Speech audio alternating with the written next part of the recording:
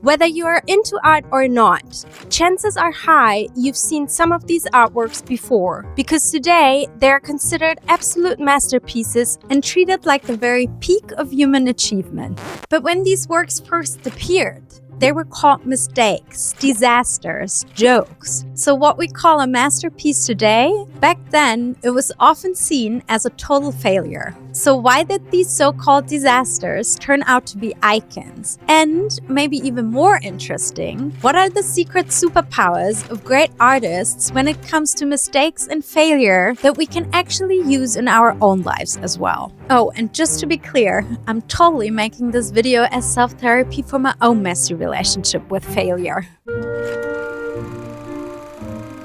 So imagine if your biggest fail at work ended up changing the whole industry, because that's basically what happened to Claude Monet. When the critics saw his painting Impression Sunrise for the first time, they tilted their heads and basically said, "Wait, is this finished?" Most viewers claimed they couldn't even figure out what it was supposed to show.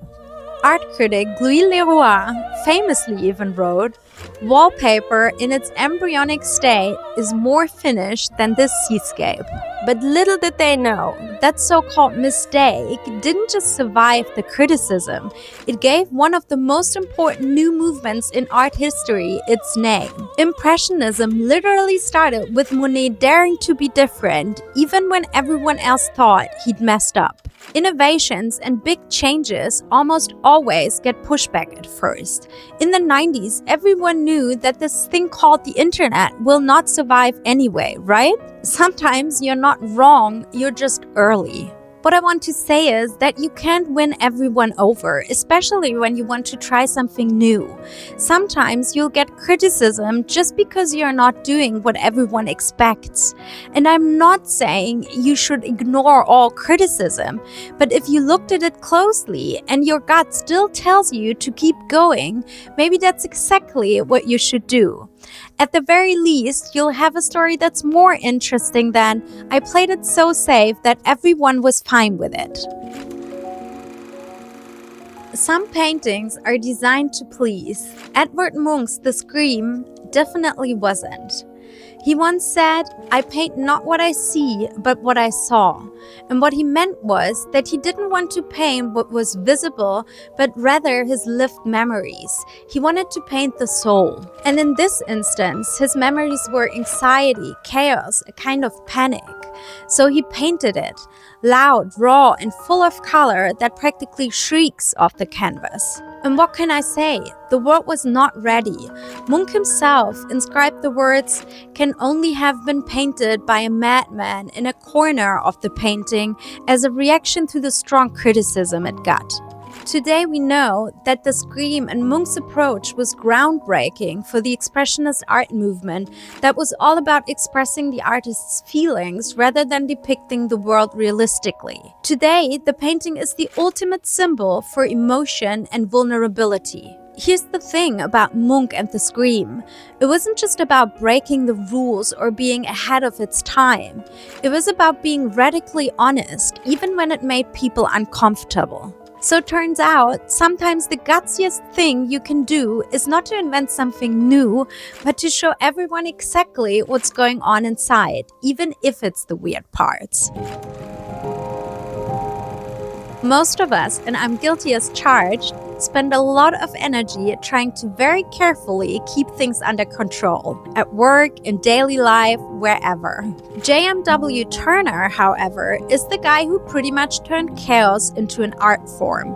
He basically invited the unpredictable in, and instead of panicking when things went off script, he'd lean right in. Sometimes he'd let colors bleed and run into each other.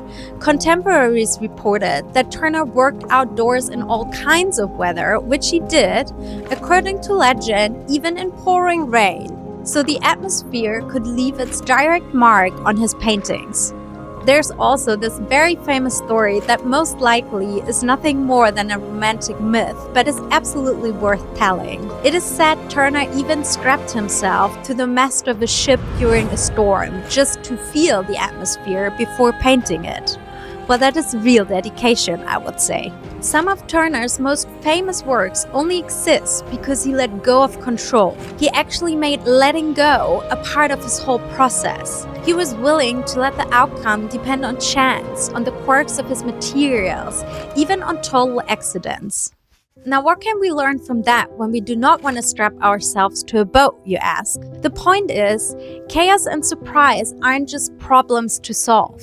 In some contexts, you can actually see them as something that adds value instead of taking it away. The unexpected isn't always a threat. Sometimes it's also the start of something that surprises you, helps you grow, or leads you in a whole new direction. And if criticism comes your way, you could always just channel a bit of Turner's energy. When people mocked his style, he famously said, "I wonder what they think the sea is like. I wish they'd been in it." We all have this romantic idea that artists suddenly picture the whole painting in their head, then just walk up to the canvas and nail it on the very first try, right? Honestly, if Rembrandt could hear that, he'd probably laugh so hard he'd shoot his drink out of his nose. Take his big showstopper, The Night Watch, for example. From a distance, it looks super confident, like, yeah, I totally meant to do that.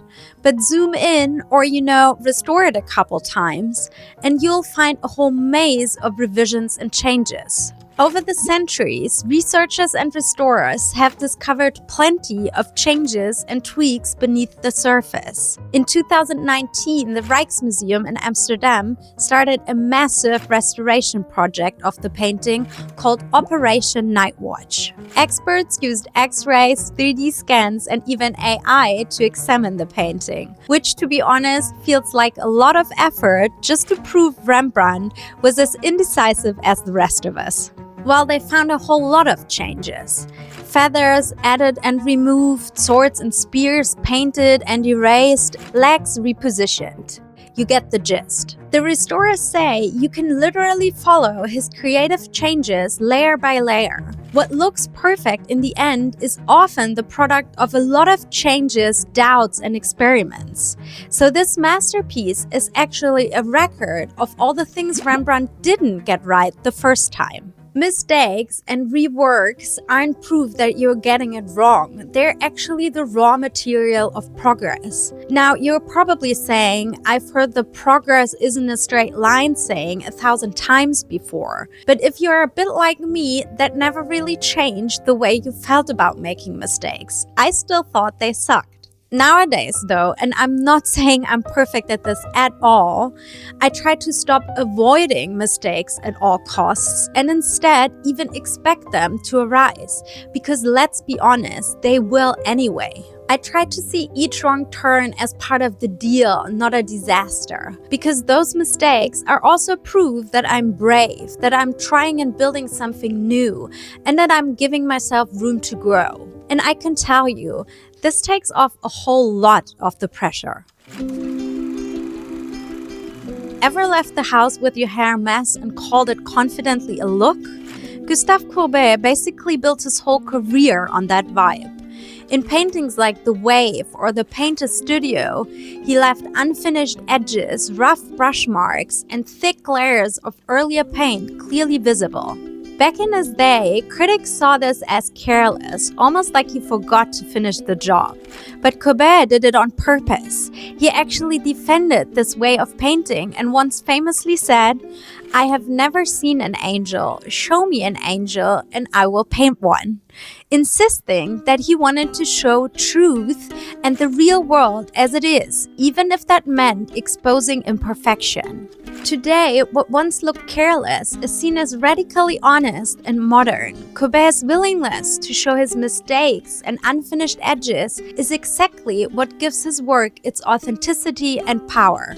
And it's what made him a pioneer. With his bold approach, he broke new ground for realism, impressionism, and ultimately all of modern painting. Let's be clear, Courbet's mistakes weren't accidents or carelessness. So yes, please keep spell-checking your emails. He knew exactly what he was doing and he stood by it, even when people thought it was weird, rough, or unfinished. You've got a perspective, a voice, a way of doing things that's not always standard or perfectly polished. Great, because usually you don't get bonus points for being a perfect copy. You get them for showing up as yourself. Courbet's whole deal was, if it's real, it belongs. And I think we all can certainly steal a page out of that book. Okay, so let's be real for a second here. When you mess something up, is your first thought, oh, what a valuable lesson? Or more like, oh, this just sucks? Yeah, me too.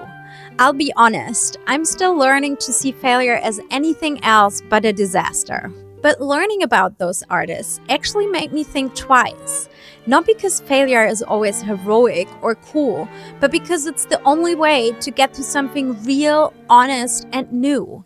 So if this video makes you look at a mistake next time and think, you know what, maybe this actually belongs, that would make me so happy.